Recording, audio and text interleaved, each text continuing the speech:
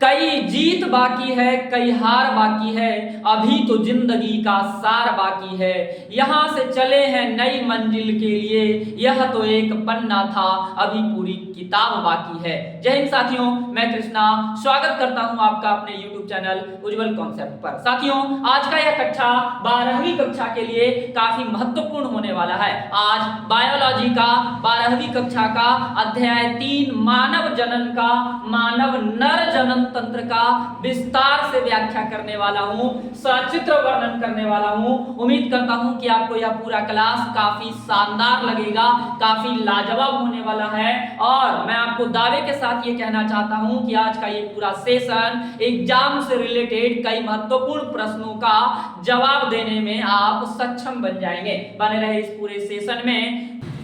तो यहाँ जो आपको डायग्राम दिख रहा होगा बोर्ड पर, ये किस चीज का है? मानव नर जनन तंत्र, ह्यूमन रिप्रोडक्टिव सिस्टम, है ना।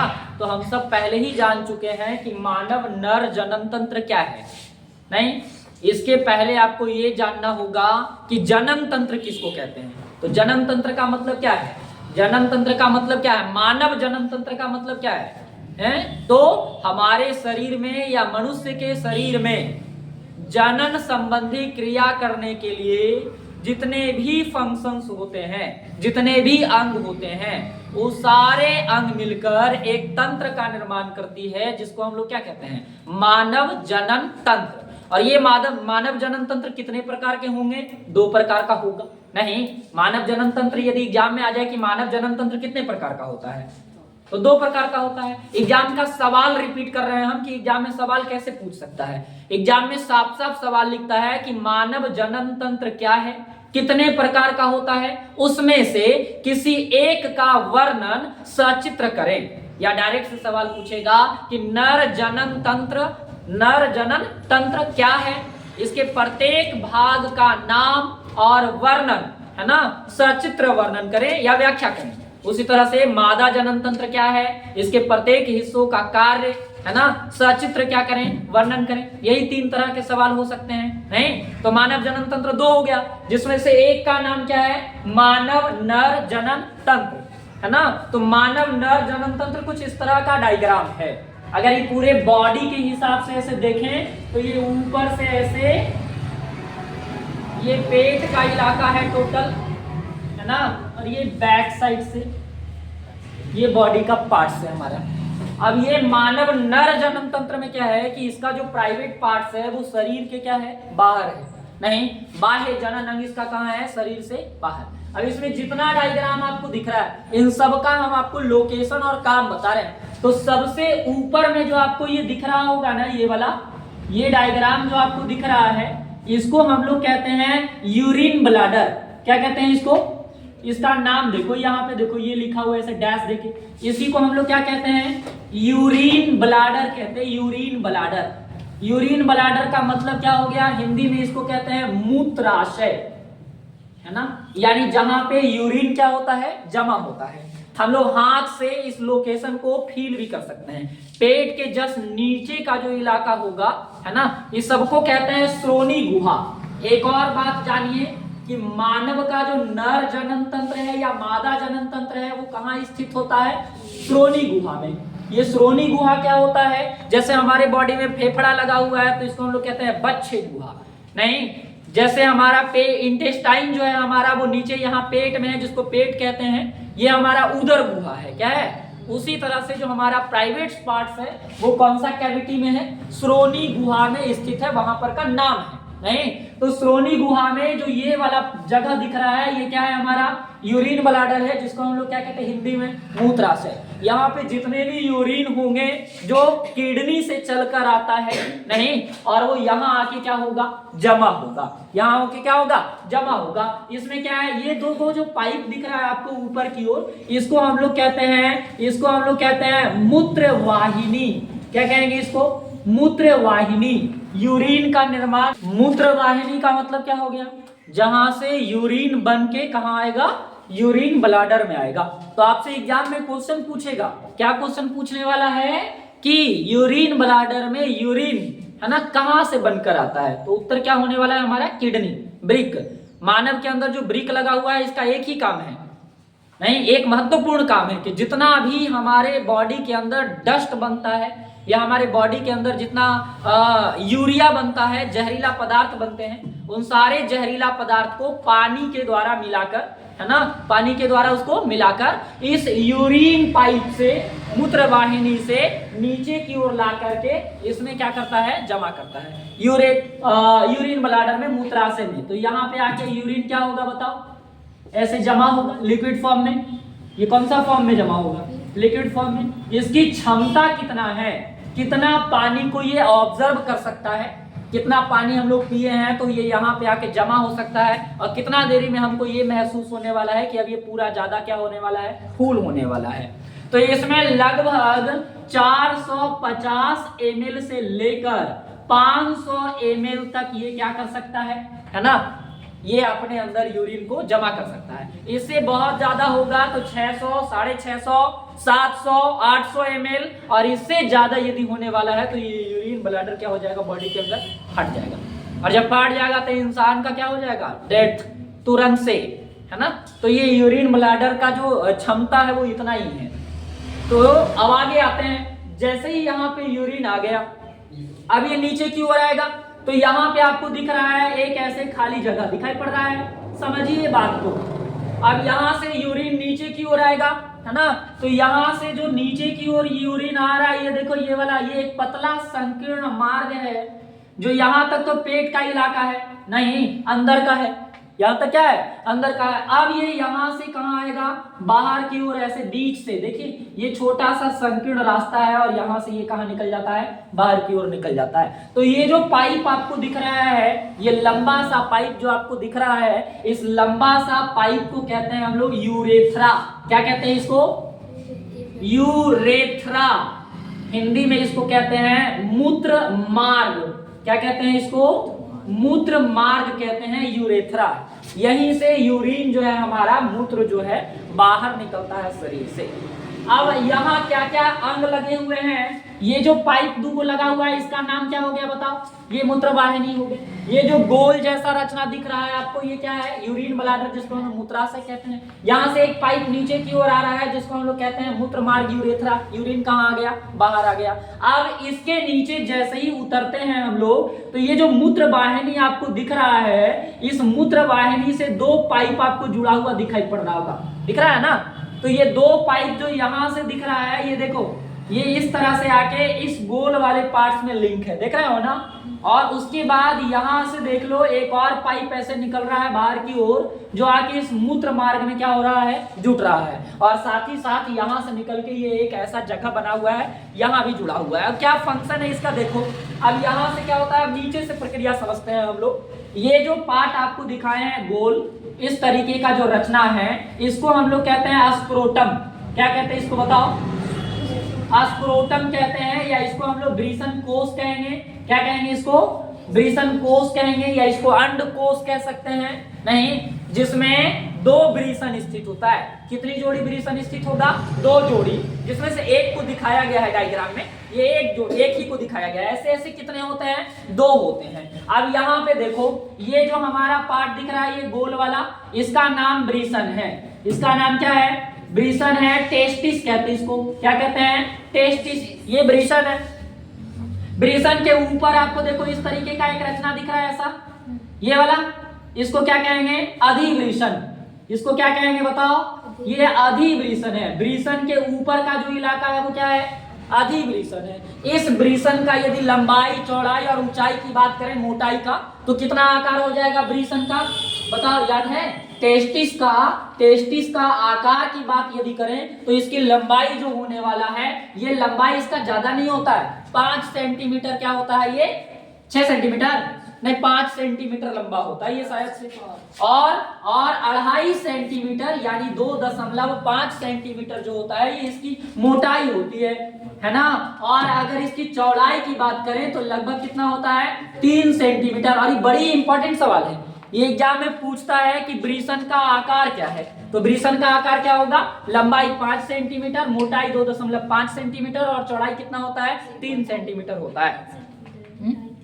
मोटाई कितना होता है, 3 सेंटीमीटर। मोटाई 3 सेंटीमीटर हो गया और चौड़ाई कितना होने वाला है 2.5 सेंटीमीटर होने वाला है। ठीक है, ये ब्रीसन का आकार हो गया। इसका काम क्या है, इस टेस्टिस का काम क्या है, तो मुख्य रूप से ब्रीसन को डिफाइन कर रहे हैं। आस्क्रोटम को पहले ही बता दिए, आस्क्रोटम का मतलब क्या हो रहा है, ब्रीसन कोष। ब्रीसन कोष का मतलब क्या है कि जहां पे ये ब्रीसन स्थित होगा उसको बाहर से ये क्या करके रखेगा, घेर के रखेगा, सुरक्षित करके रखेगा, नहीं, जिसको हम लोग ब्रीसन कोष कहते हैं। अगर तापमान की बात करें, ब्रीसन कोष के तापमान की बात करें, तो आपको पता होगा कि हमारे पूरे बॉडी का तापमान कितना होता है, 37 डिग्री सेल्सियस होता है लगभग। ये एक सामान्य ताप है हमारे शरीर का, नहीं, 37 डिग्री सेल्सियस या 38 डिग्री सेल्सियस जो हमारे बॉडी का, या 35 डिग्री सेल्सियस ये रेंज है हमारा, ये हमारे बॉडी का क्या है, सामान्य तापमान है। और इस तापमान पर हमारे बॉडी के अंदर शुक्राणु का निर्माण नहीं हो सकता है। इसके लिए क्या किया गया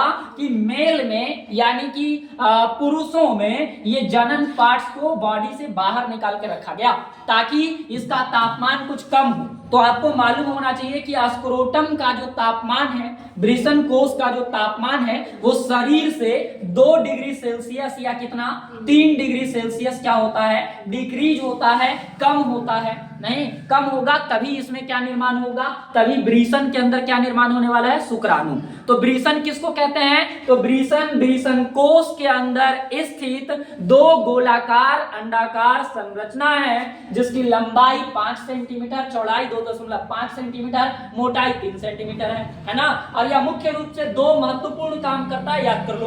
पहला काम करता है ये ब्रीसन शुक्राणु का निर्माण करता है, याद करोगे, याद रहेगा, शुक्राणु का निर्माण करता है। कौन करता है शुक्राणु का निर्माण, ब्रीसन। और 2 नंबर में दूसरा इसका बड़ा काम है कि पुरुष में जो लैंगिक हार्मोन है उसको ये निर्माण करता है, यानी टेस्टोस्टेरोन। कौन सा, टेस्टोस्टेरोन हार्मोन का ये टेस्टोस्टेरोन हार्मोन का ये निर्माण करता है। ये टेस्टोस्टेरोन हार्मोन हमें क्या करता है, ये यौन संबंधी क्रिया को उत्तेजित करता है, नहीं, ये जनन जैसी प्रक्रियाओं को करने के लिए हमें बॉडी को क्या करता है, ये उत्तेजित करवाता है। क्या नाम है इसका, टेस्टोस्टेरोन हार्मोन। जिस पुरुष में ये टेस्टोस्टेरोन हार्मोन कम रिलीज होगा, है ना, वो पुरुष जो है ना वो बांझ हो जाएगा। बांझ, पुरुष भी बांझ होता है, महिला के साथ साथ पुरुष भी बांझ होता है। वो कैसे होगा, उसके अंदर कौन सा,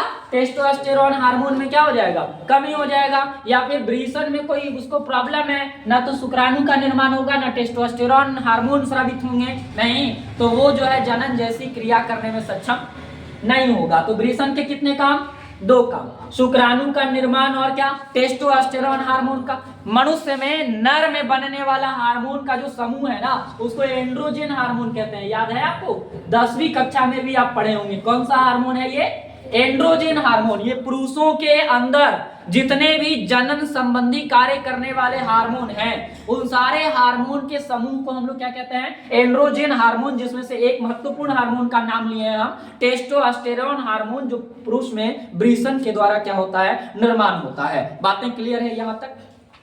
अब आगे आते हैं, यहाँ ये ब्रीसन पढ़ लिए हम लोग, ये ब्रीसन कोष पढ़ लिए, है ना। और अधिब्रीसन, इसके ऊपर का जो पार्ट आया हमारा, ये तीसरा पार्ट है, सीखो अधिब्रीसन किसको कहते हैं। अधिब्रीसन का मतलब क्या होता है, तो ब्रीसन के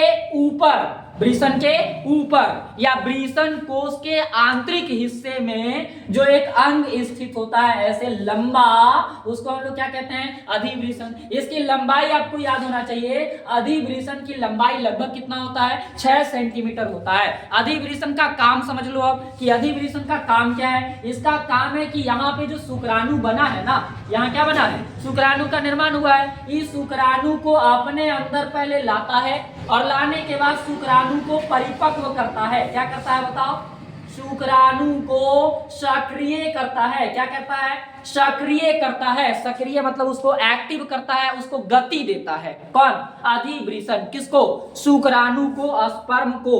जब यहाँ बन गया तो यहाँ से निकलना भी है ना इसको, तो निकल करके ये कहाँ जाएगा, तो यहाँ से देखो, यहाँ से जब ये निकलेगा तो आपको एक पाइप दिख रहा होगा अधिब्रीसन का, दिख रहा है आपको, ये अधिब्रीसन का। तो यहाँ से क्या होता है कि ये शुक्राणु जो है ऊपर की ओर क्या करेगा, ऊपर की ओर ये ऐसे जाने वाला है, जिसको हम लोग कहते हैं शुक्र नलिका। इसका नाम क्या है बताओ, ये जो लाइन आपको दिख रहा है, ये जो पाइप दिख रहा है, इसका नाम क्या है? शुक्र नलिका है। इस पाइप का नाम क्या है? शुक्र नलिका है ना।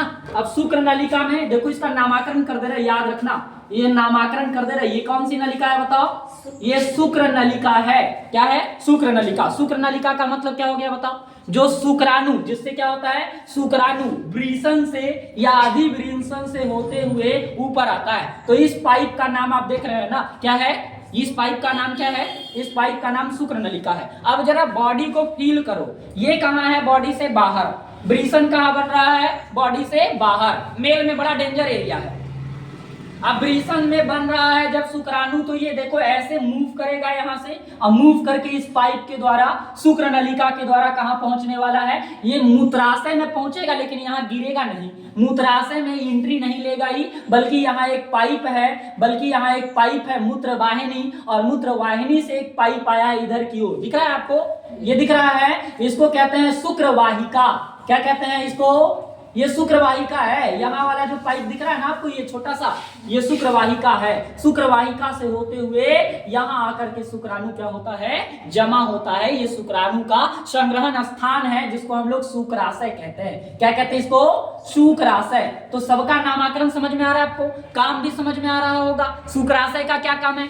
शुक्राशय का क्या काम है? शुक्राणुओं को, है ना, अपने अंदर लाकर संग्रहित करना, जमा करके उसको रखना, नहीं उसको परिपक्व बनाना, उसको मजबूत बनाना, उसको पोषित करना, नहीं उसको पोषण देना जिससे वो मजबूत होगा, नहीं, और कल हो करके यदि वो जनन जैसा क्रिया करता है ना, तो ये शुक्राणु जो है महिला के बॉडी तक पहुंच जाएगा, और उसके बाद वहां भ्रूण का या जाइगोट का क्या हो जाएगा? निर्माण हो जाएगा। तो इसको ये क्या करता है? शुक्राशय क्या करता है? शुक्राणु को यहाँ पे संग्रहित करता है, और उसको क्या करता है? जमा करके रखता है, उसको स्ट्रॉन्ग बनाता है। तो यदि आपसे कोई पूछ ले कि शुक्राशय किसे कहते हैं, तो आप बताइए कि शुक्राणुओं के संग्रह स्थान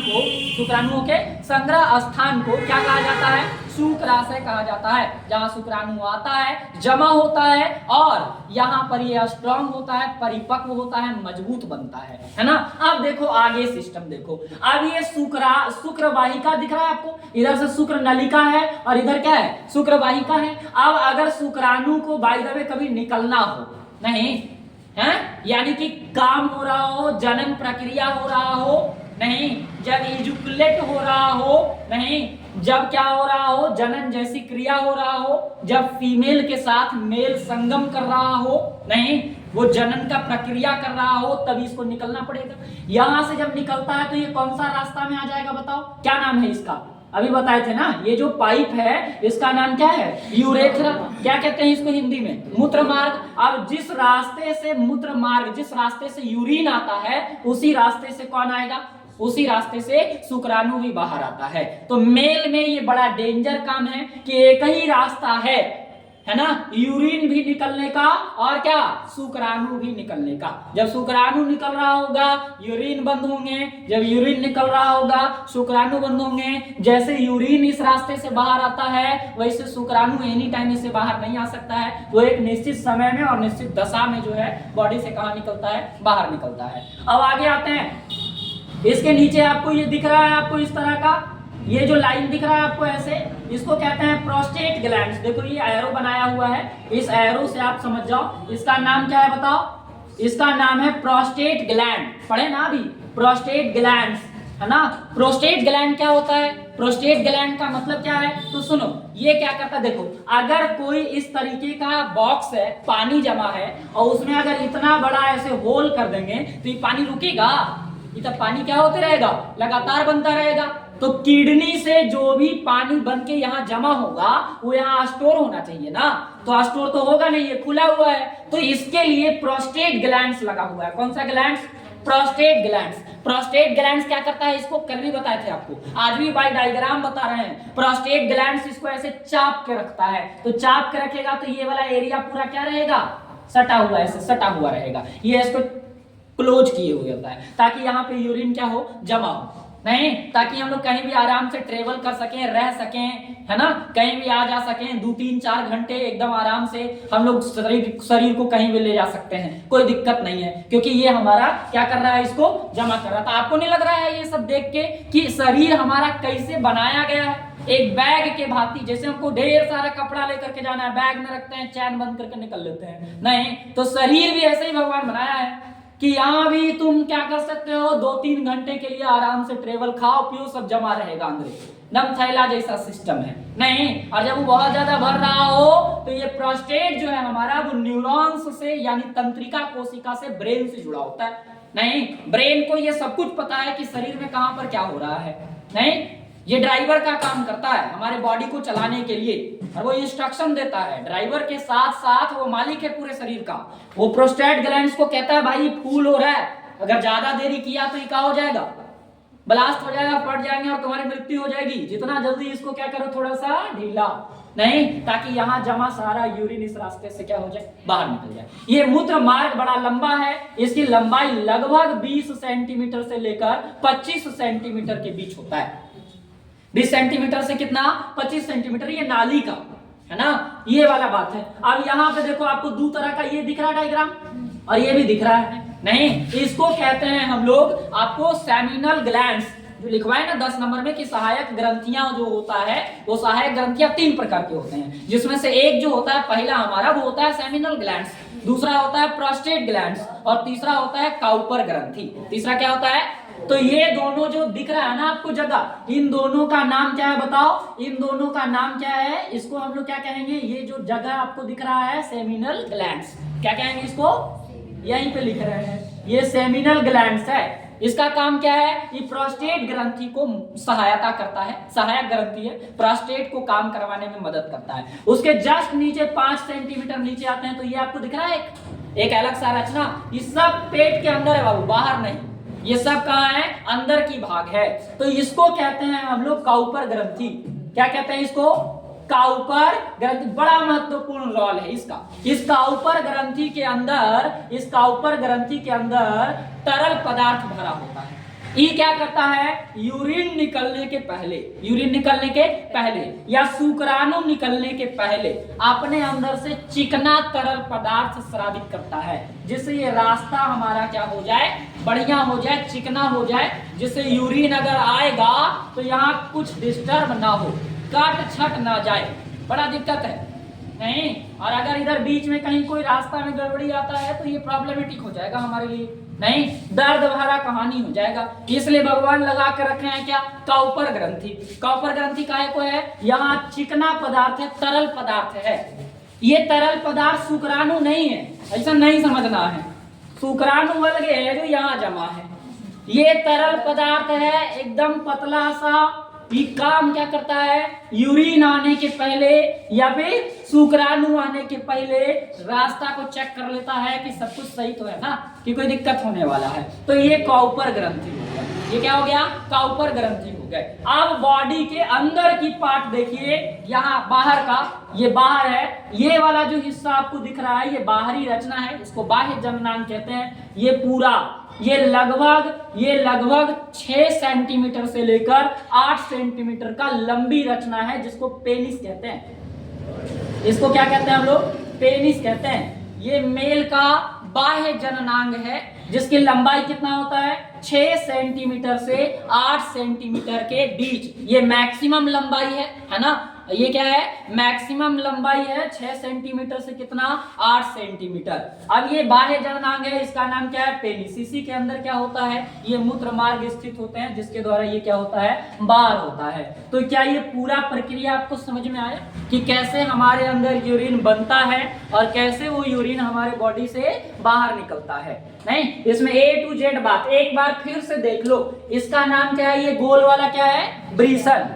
ये गोल वाला ब्रीसन, ब्रीसन की संख्या कितना होता है, 2।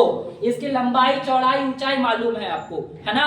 काम क्या है इसका, शुक्राणु का निर्माण, टेस्टोस्टेरोन हार्मोन का भी उत्पत्ति करता है। ये ब्रीसन हो गए खत्म। ब्रीसन के बाहर जो है हमारा वो क्या कहलाता है, स्क्रोटम, है ना, ब्रीसन कोष। ब्रीसन कोश का काम क्या है, बस ये ब्रीसन को बाहर से ऐसे मोटी मोटी त्वचा से ढके हुए रहता है, बस इतना काम इसका। जैसे हमारा पूरा स्किन है ना, ये कैसे पूरा स्किन से ढका हुआ है, वो बस वहां पर वाला जो स्किन होता है वो थोड़ा कड़ा होता है और लचीला ज्यादा होता है, उसको स्क्रोटम कहते हैं हम लोग। स्क्रोटम का तापमान की यदि बात करें तो पूरे शरीर से कितना तापमान कम होता है इसका, 2 डिग्री या 3 डिग्री सेल्सियस। कारण क्या है ना, कारण यह है कि 35 डिग्री से लेकर के 37 डिग्री 38 डिग्री हमारे बॉडी का तापमान होता है, और इस तापमान पर शुक्राणु क्या हो जाएंगे, नष्ट हो जाएंगे। इसीलिए ये जो है 2-3 डिग्री कम करके रखता है। इसीलिए ब्रीसन और पेनिस को शरीर से कहां बनाया गया, बाहर बनाया गया, ताकि तापमान कम रहे और यहाँ शुक्राणु अच्छा से निर्माण हो सके। जब शुक्राणु यहाँ से निर्माण होगा तो सबसे पहले कहां जाएगा,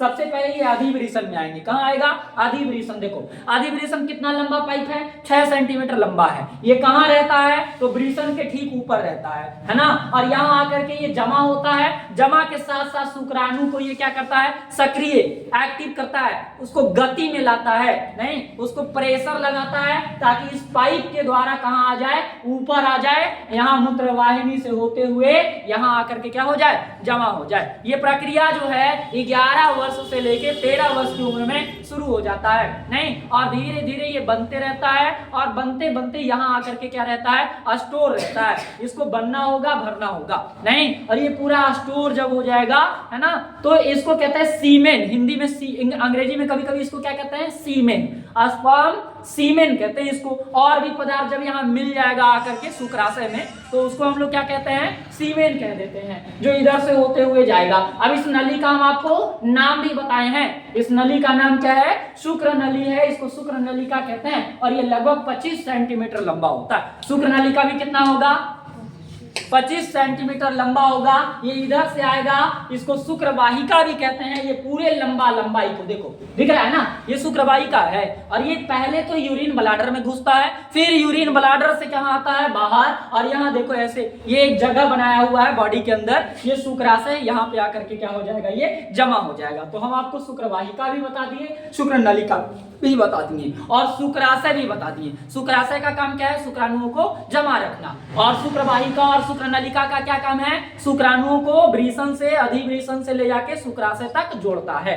एक ऐसी नली जो अधिवृषण को शुक्राशय से क्या करता है, जोड़ देता है, उस नली को हम लोग क्या कहते हैं, शुक्र नलिका कहेंगे, या उसको शुक्रवाहिका कहेंगे। ये लगभग 25 सेंटीमीटर क्या होता है, लंबा होता है। इसके बाद हम लोग जब नीचे देखते हैं यहाँ पे, तो ये एक अंग आता है ऐसा गोल सा, इसको हम लोग कहते हैं प्रोस्टेट ग्लैंड्स। ये प्रोस्टेट ग्लैंड्स क्या करता है, ये यूरेथ्रा से यूरिन ब्लाडर से मूत्राशय के नीचे स्थित होता है, आधार तल पर, नहीं, और ये यूरिन के जो मार्ग है, रास्ता है, उसको बंद करने और खोलने का काम करता है। क्या नाम है इसका, प्रोस्टेट ग्लैंड्स। उसके बाद देखो इसके प्रोस्टेट ग्लैंड्स के अंदर इस तरह का 2 ग्रंथियां हैं, जिसको हम लोग कहते हैं क्या है, सेमिनल ग्लैंड्स। क्या कहते हैं, सेमिनल ग्लैंड्स। ये सेमिनल ग्लैंड्स भी क्या करता है, प्रोस्टेट ग्रंथि को क्या करता है, मदद करता है, ये नहीं फंक्शन करवाने में। उसके बाद जब जैसे ही नीचे आते हैं हम लोग, यूरिन मार्ग में आते हैं जब, तो यहाँ से एक नली इधर की ओर खुलती है, जिसको हम लोग काउपर ग्रंथि कहते हैं। इसका काम है कि ये चिकनाहट तरल पदार्थ को बार बार यूरिन मार्ग को भेजते रहता है। जैसे हमारे मुंह में सलाइवा बार बार बनते रहता है, लार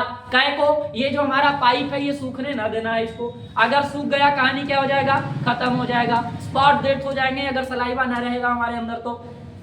नहीं, डॉक्टर हम लोगों को अगर कोई भी बीमारी होता है ना, तो सबसे पहले वो मुंह खोलो, जीभ देखता है।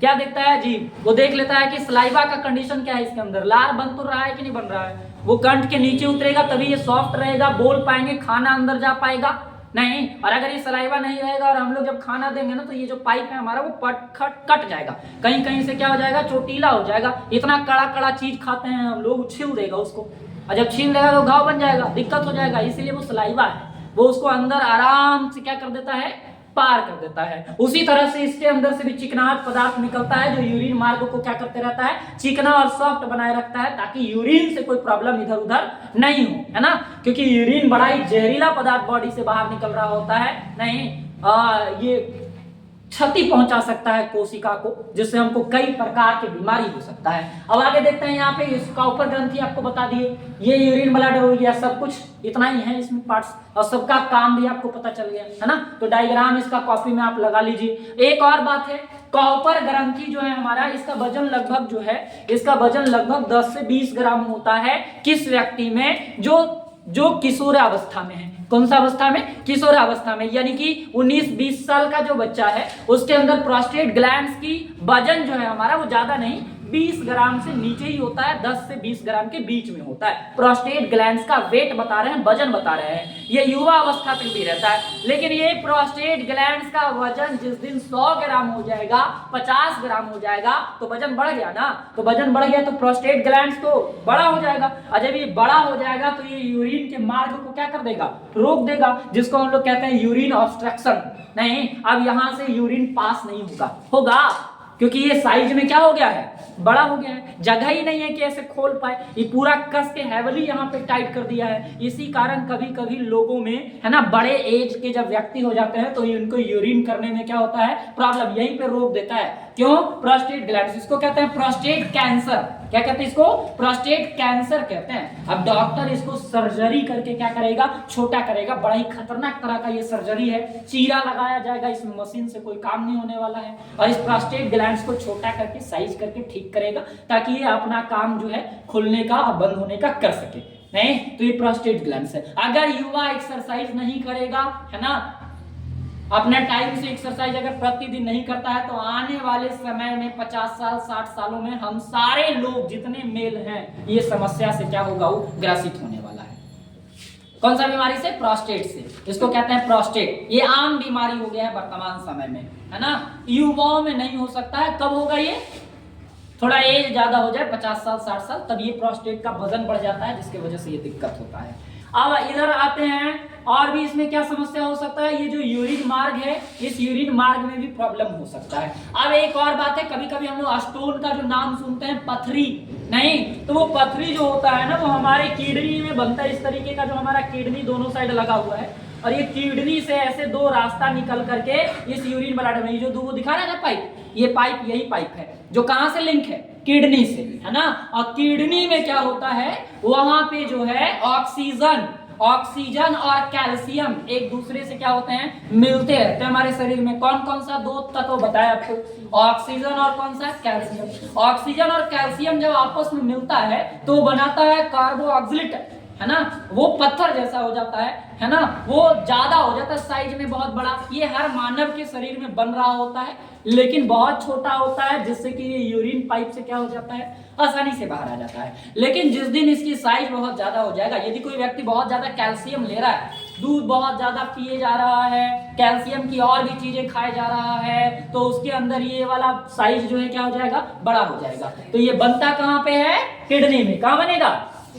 ऐसे बना हुआ है, छोटा छोटा को हर व्यक्ति के शरीर में बनता है, और ये डेली यूरिन के रास्ते से क्या हो रहा है? पास आउट हो रहा है, लेकिन हम लोगों को पता नहीं चल रहा है। जिस दिन ये साइज में बड़ा हो जाएगा, तो पहला दिक्कत तो यहाँ पर पहुंचाएगा, यहाँ पे आके फंस जाएगा, इधर से कोई भी यूरिन बन के इसमें नहीं आएगा, तकलीफ शुरू हो जाएगा। नहीं, यहाँ से ये प्रेशर लगाएगा पानी का, तो नीचे आ जाता है, ये यूरिन रास्ता में आ जाएगा, जिसको हम लोग कहते हैं मूत्रवाहिनी, इसको भी आकर के कहीं के बीच में रुक सकता है। यहाँ से जब आ जाएगा तो इसमें आ जाएगा यूरिन ब्लैडर मूत्राशय में, और यहाँ पर आकर के इसको भी क्या कर सकता है? जाम कर सकता है। नहीं, और इधर भी आने में क्या करेगा? इसको समस्या करेगा। बहुत ही खतरनाक सिचुएशन है, जिसके वजह से कई सारा समस्या आपको झेलना पड़ जाएगा, है ना। तो ये पूरा सेशन आपको समझ में आया होगा।